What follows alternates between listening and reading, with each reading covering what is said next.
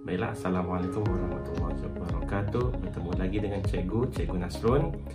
Okey, hari ini Cikgu akan mengajar kamu mata pelajaran Teknologi Maklumat dan Komunikasi tahun 6, iaitu tajuk kita Langkah-langkah Aktiviti Harian dan Set Arahan.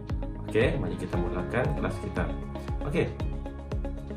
Pada akhir pembelajaran, murid dapat yang pertama menyenaraikan langkah-langkah aktiviti harian dalam kehidupan seharian. Yang kedua, menyenaraikan set arahan komputer berdasarkan peralatan komputer. Dan yang ketiga, membuat perkaitan antara langkah-langkah aktiviti harian dengan set arahan dalam atur cara komputer. Okey, anak-anak murid, kamu boleh rujuk buku teks kamu muka surat 5, 6 dan 7 sambil ikuti video cikgu pada kali ini. Okey, sebelum kita teruskan kita punya pembelajaran, mari kita imbas kembali apa yang telah kamu pelajari pada minggu sebelumnya. Okey, di sini dinyatakan bahawa atur cara komputer merupakan satu set arahan mengikut urutan yang mengarahkan komputer membuat sesuatu. Bermakna kamu sudah belajar. Pada pembelajaran lepas sudah diterangkan, sudah disebut mengenai set arahan. Okey, ini kamu boleh rujuk di buku teks muka surat 4 pembelajaran lepas. Okey. Bermakna set arahan ini dia mengarahkan komputer untuk membuat sesuatu. Membuat sesuatu itu apa? Itu adalah tugasan. Itu yang kita akan pelajari pada minggu ini. Okey. Untuk kamu memahami tajuk pengaturcaraan, kamu perlu faham dua benda ini. Yang pertama, langkah-langkah aktiviti harian, dan yang kedua, set arahan komputer. Dia nampak sama tetapi ada perbezaan dia. Okey. Kenapa cikgu letak gambar budak bangun tidur pada langkah-langkah aktiviti harian? Mengapa cikgu letak mesin minuman pada set arahan komputer? Okey, ada sebabnya. Lepas ni cikgu akan terangkan. Okey. Okey. Apa itu langkah-langkah aktiviti harian dalam kehidupan seharian kita? Okey, ini cikgu tekankan kita ya. Kita melakukan pelbagai aktiviti seperti membasuh pakaian menggunakan mesin basuh, menggunakan lift dan menggunakan ketuhar gelombang mikro untuk memasak.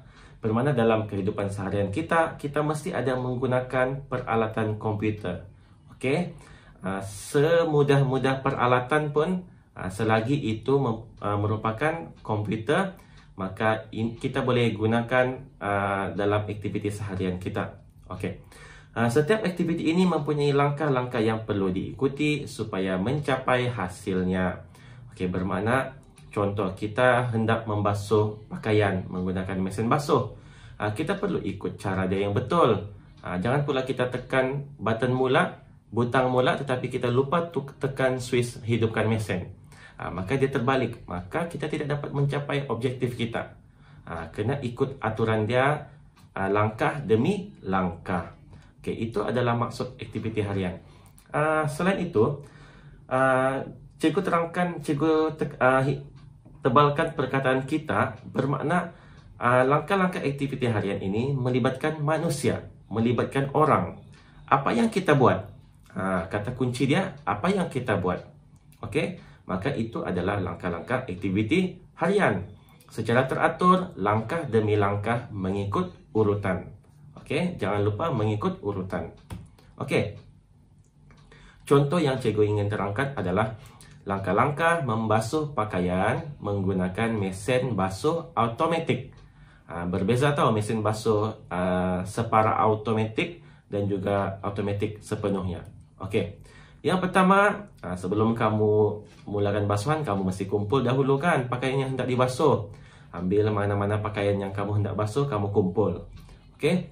Kemudian kamu masukkan pakaian dalam mesin basuh. Kamu masukkan pakaian dalam mesin basuh. Lepas kamu kumpul, kamu masukkan pakaian dalam mesin basuh. Macam mana kalau terbalik? Kita masukkan dulu pakaian baru kita kumpul. Pelik kan?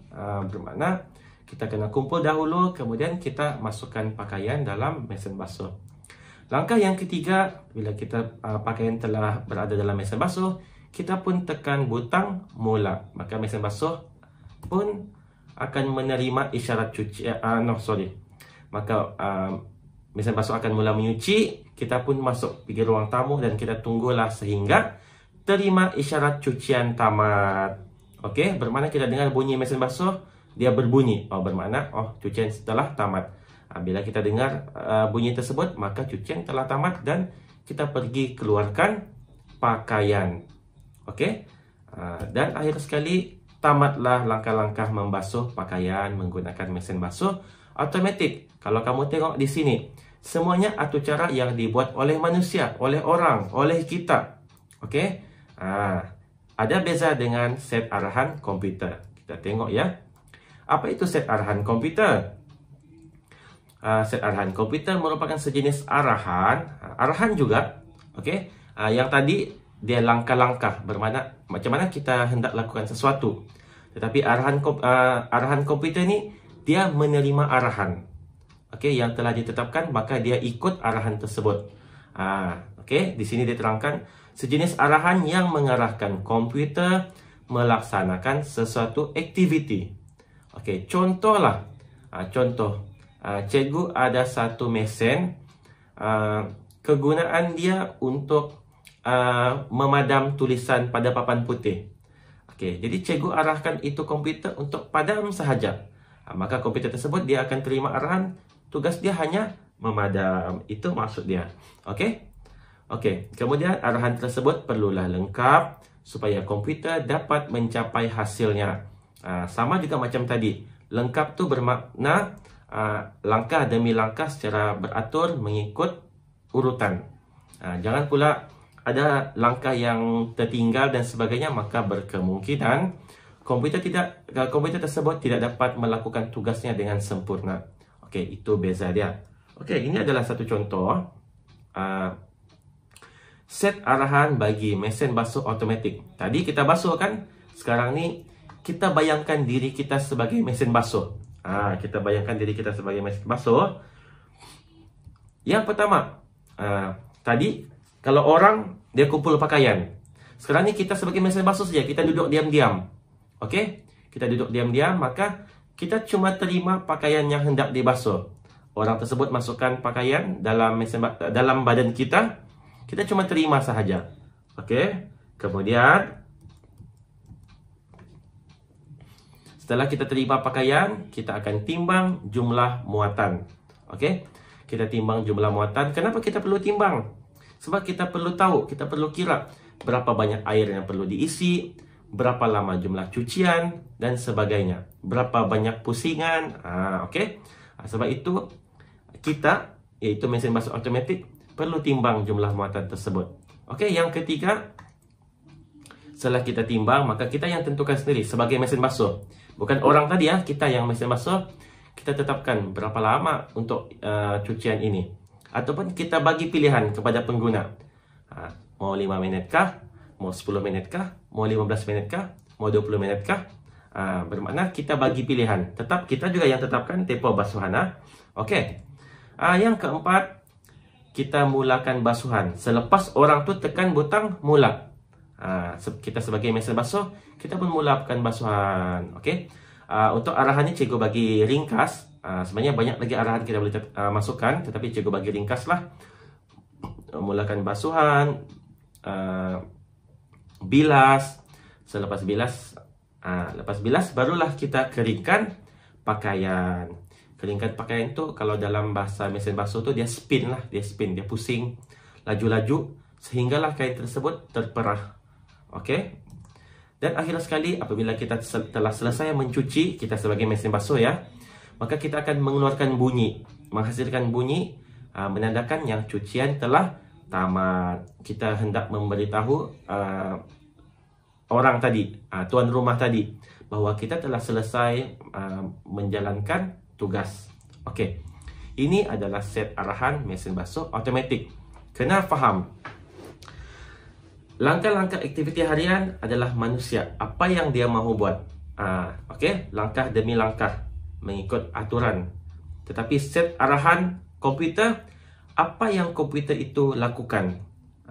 Bayangkan diri kamu sebagai komputer.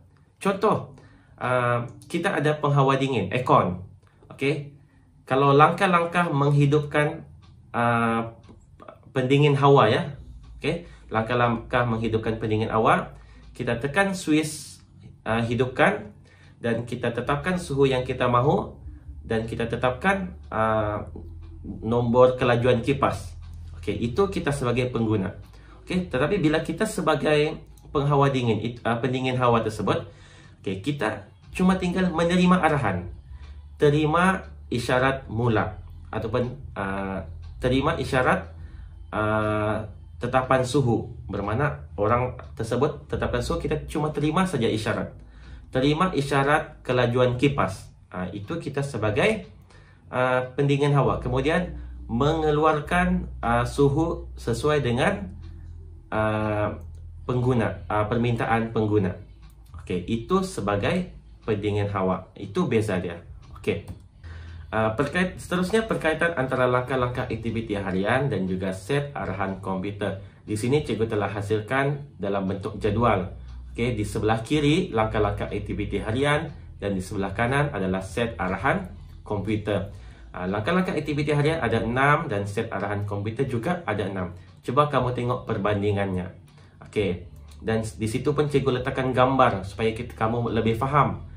Apabila melibatkan langkah aktiviti harian, kamu bayangkan diri kamu sebagai manusia.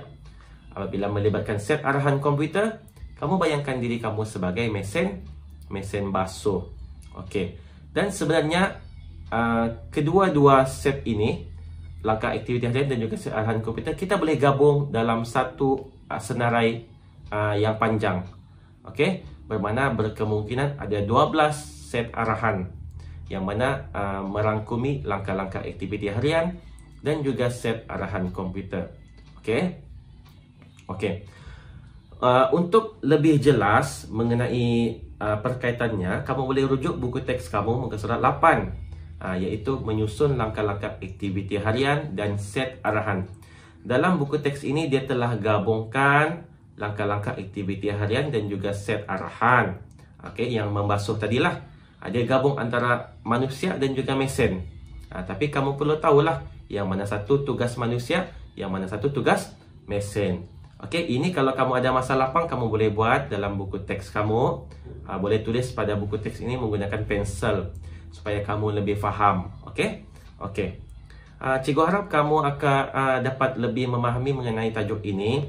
InsyaAllah jika ada apa-apa persoalan, kamu boleh berhubung dengan guru mata pelajaran kamu.